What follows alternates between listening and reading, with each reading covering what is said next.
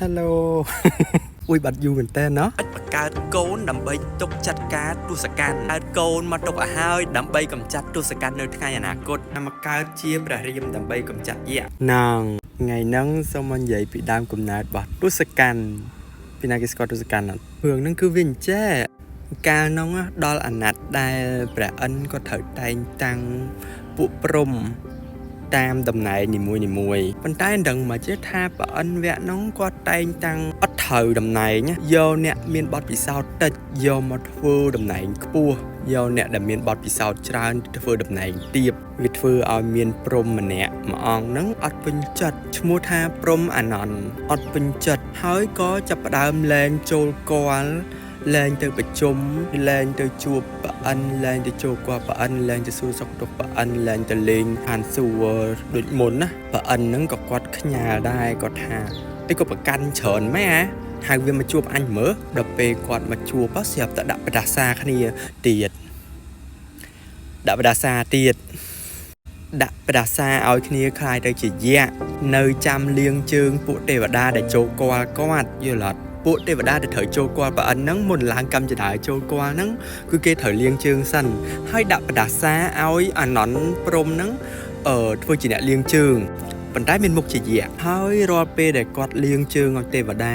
មានទេវតាខ្លះវាខូចមកដល់ឃើញគ្នាអញ្ចឹងដាក់គ្នាមកកញ្ញអញ្ចឹងទៅអែលក្បាលគ្នាអាំងដាក់មកកញ្ញអែលក្បាលមកសុំងុំបោចសក់គ្នាបោចមកទៅហឹងនឹងជ្រុះសក់ធ្វើអញ្ចឹងរហូតដល់គ្នាមកដឹងខ្លួនភាសាទៀតហ្នឹងគ្នាទៅស្រះដើម្បីដងទឹកយកមកទុកលៀងជើងឲ្យទេវតាទៅឃើញក្បាលខ្លួនឯងទៅពេកបាត់ហើយក៏អន់ចិត្តយំបោកខ្លួនបោកប្រានទៅជួបប្រអិនទៅទូពិតប្រអិនអើយទាំងទូពិតធ្វើអីនេះបើប្រអិនអ្នកដាក់ផ្ដាសាអញ្ចឹងនេះដល់ទៅទូពិតប្រអិនអញ្ចឹងទៅប្រអិនឃើញក៏អាណិតយល់ថា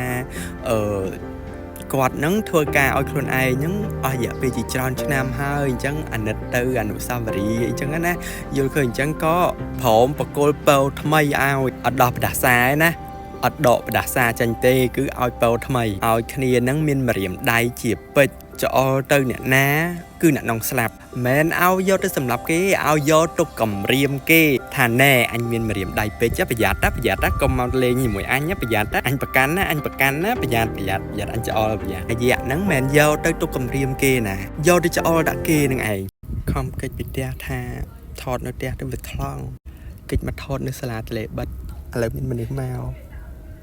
ចាំផ្លែត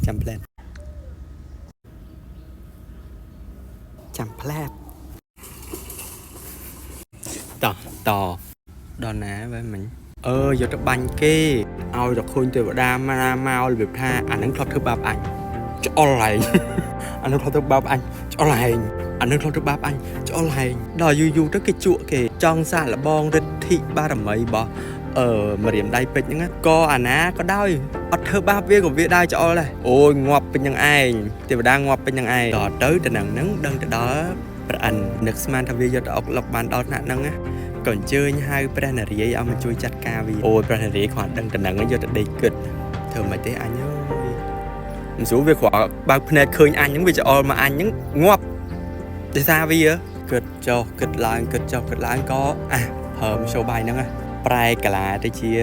ស្រីស្អាតអ្នករបាំទៅធ្វើបេះផ្កាធ្វើរោបេះផ្កាអញ្ចឹងទៅដល់យៈហ្នឹងឃើញអញ្ចឹងទៅក៏អុយស្អាតស្រីស្អាតហើយមកបេះផ្កានៅក្នុងព្រៃស្ងាត់ម្នាក់ឯង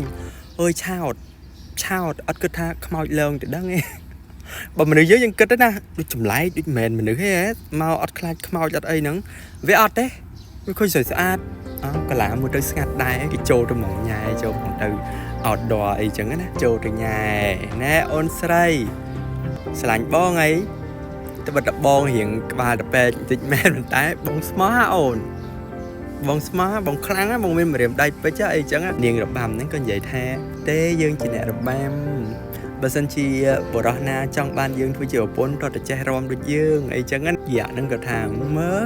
រាំមិនបរៀនបងដូចមើលវាមានពិបាកអីណាស់ណាមករាំគេក៏បរៀនរាំទៅរាំមកសบายជក់ចិត្តគេ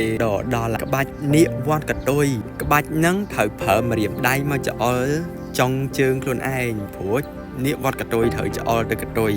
ដល់អញ្ចឹងគេអត់បាន ត្រៀមខ្លួនគេច្អល់ទៅចំជើងខ្លួនឯងហ្នឹងក៏ស្លាប់តែមុននឹងស្លាប់ហ្នឹងណាវានៅរបៀបថានៅដង្ហើមចង្រិតអស់របៀបអីអីចឹងណាស្រីរបាំហ្នឹងក៏ប្រែកាឡាទៅជាព្រះនារាយណ៍ហើយយៈហ្នឹងឃើញព្រះនារាយណ៍ចឹងក៏ថាព្រះនារាយណ៍ពិតជាអាក្រក់ខ្លាំងណាស់ថាខ្លួនឯងនឹងត្រឹមតែជាយៈធម្មតាអត់មានអាវុធអត់មានយុទ្ធសាស្ត្រអត់មានវិជ្ជាការខ្លាំងក្លាអីដូចគេផងមិនក៏ព្រះនារាយណ៍ប្រើល្បិចប្រែកាឡាទៅជាមនុស្សស្រីមកសម្រាប់ខ្លួនឯងចឹងមិនក៏មិនបើខ្លាំងមែនមិនក៏មិនមកក្នុងនាមជាព្រះនារាយណ៍មកបដ ாய் ចាំបាច់ប្រែកាឡាជាមនុស្សស្រីមកបោកទៅអីចឹងព្រះនារាយណ៍គាត់ថាបើគិតថាយើងអាងអំណាចជាព្រះនារាយណ៍មានដៃច្រើនមានអាវុធច្រើនហើយមកសម្រាប់ឯងអញ្ចឹងយើងសូមដាក់បដាសាឯងទៀត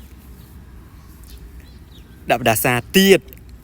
សូមឲ្យឯងជាតិក្រោយនឹងមានក្បាល10ដៃ20មានអាវុធនៅដៃគ្រប់យ៉ាងយើងសូមកើតត្រឹមតែជាមនុស្សធម្មតាបានហើយមានតែដៃ2បានហើយហើយយើងនឹងមកចាត់ការឯងមួយសារទៀតនិយាយហើយចុងព្រះនារាយណ៍ក៏កាត់ក្បាល